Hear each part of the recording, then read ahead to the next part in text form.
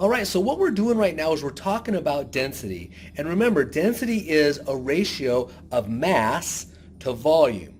And what I have here is I have this special substance that allows you to see the atoms per unit of volume. So look at that. See those atoms in there? That's what makes up the mass. And we'll just call this jar right here our volume. So this jar has a certain density. It has a certain amount of mass per volume, that ratio. Well, let's imagine we had the same amount of mass, but in only half of the volume. So let's pretend that we only have half the volume, right? Now look at what happens to those atoms. See how they're more compact? So we would say, if we just had this amount of space, that this is more dense than that other substance. Well, what if we had, from this original volume, the same volume but less atoms? All right, so look at that. See how much space there is? Okay, so now we could say that this sample right here is less compact, less dense, because it's got the same mass, but in a, it's got a smaller mass, but in the same space. So there you go, density from this magical visual. All right, so we're talking about density still, and remember, it's this ratio of mass to volume. Another way to think about it is how compact it is. How much mass is in this unique space? I've got two items here. I've got this large piece of styrofoam, and I've got this rock. Now, if I were to ask you which one is more dense, most likely you guys would say the rock, okay? But then my next question is, which one's heavier? Well, let's put the rock on the scale. And let's put this piece of styrofoam on the scale, and let's see what the scale says. Okay? All right. So you can see effectively they weigh exactly the same. Well, we know that this has a much smaller volume, and this has a larger volume. So all that mass has been compacted into this small little rock, where all the other mass has been, it's not really compacted, but it's in this styrofoam block. So you've got the same mass, but this one has a much bigger volume, and therefore it is less dense. Now I've got two spheres right here. Look at these guys, okay? And these guys have exactly the same volume. So let's look at what happens when we put them on the scale. I put that on the scale there, and I put this on the scale right here, okay? Now look at that. So obviously one is much heavier. So same volume, but one has more mass. So which one is dense? Which one is denser? This one has to be denser because it's got more mass compacted into the same volume. Now let's look at what happens when we take these spheres and we drop them. Here's this one. Okay, it bounces. Now I'm going to take this one. Wow, look at that. It doesn't bounce. So this is another cool property about density, is the fact that we can use it to identify substances, because every substance has its own density, its own ratio of mass to volume. Okay, so continuing on with our density demonstrations, I want to talk about sinking and floating. The reason things sink or float is based on their density. If something floats in a substance, it's less dense than the substance. If something sinks, it's more dense. Whether you're talking about a log or you're talking about a helium balloon, that's the reason those things are floating or sinking, or a rock. So I've got some substances here. Let's look at these. Okay, I've got two pieces of candle. And what I'm going to do is I'm going to put this small piece of candle in the beaker. Now, that floats. So what does that tell us? That tells us that that candle is less dense than the water. All right, but here's something that sometimes messes people up. I've got a candle that's much bigger. It's much heavier. I'm going to put that in to the beaker. What do you think's going to happen? Well, let's see. It also floats. So the reason it floats is because it's made of the same substance. It has the same mass to volume ratio, the same compactedness. So even though it's bigger, it's also more massive. So the ratio stays the same, and therefore they both float.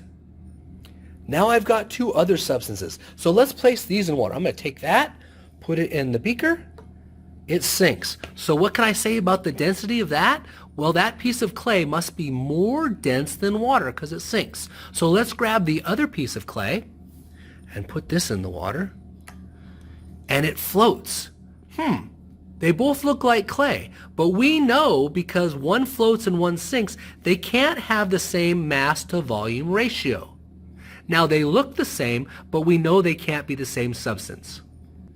So to check, what I'm going to do is here's one of them on the scale, and here's the other one on the scale. And you can see, yeah, one's definitely heavier. So even though they look like the same substance, we know they're not because this one must have more mass compacted into the same volume than that one, and therefore it is more dense. All right, so continuing on, I'm going to grab our candle, our big piece of candle. I'll grab the little piece. And I'm going to grab this little piece of candle, and I'm going to put it in this liquid. And then look, it sinks. So what does that tell you? Remember, we had that candle floating in water, but now it's sinking in the substance. So we know because of density, the candle must be more dense than this liquid. That liquid must be less dense than this liquid. In fact, what would happen if we poured the two on each other? Well, it turns out that I've colored some water, and I've kind of done that. So that's what this is right here.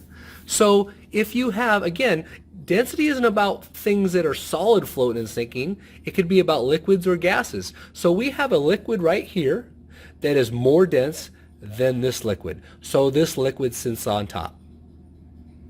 So here we are with two beverages. Both of them have the same exact volume.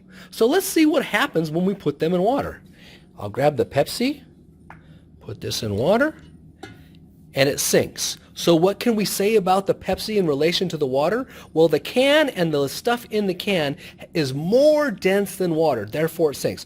Well, let's grab the Diet Pepsi and see what happens here. We put the Diet Pepsi in water, and look at that. It floats. Well, duh, that's why people drink Diet Pop, right? To get lighter. But anyways, what must be happening here? Because this can and its contents are less dense. So if they have the same volume, my question to you is, what must be different? Hopefully you realize it's the mass. So let's just double check. Let's grab our Diet Pepsi and put it on the scale. And let's grab the regular stuff and put it on the scale, and let's see what happens. There you go. Pepsi is got a greater mass. Now, where's all the mass coming from? Well, it's all the sugar, right? So hopefully this floating and sinking thing is kind of making sense with you. Less dense, it'll float in the substance. More dense, it'll sink in the substance. So what I have for you now is a little brain teaser. Now I want you to look at this and try and figure it out. And we will talk about this in class. So here's the magic bottle. Now you can see that I've got some beads that are sitting around there, and they're in the middle of the liquid.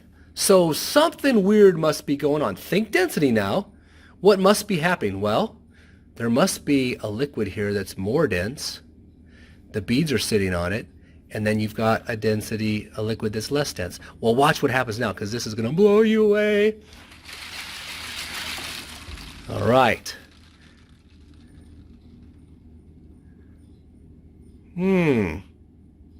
Look at that.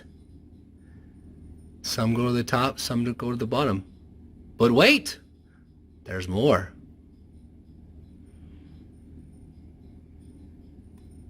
How's this for a brain teaser?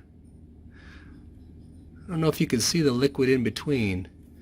That might be a little bit of a clue.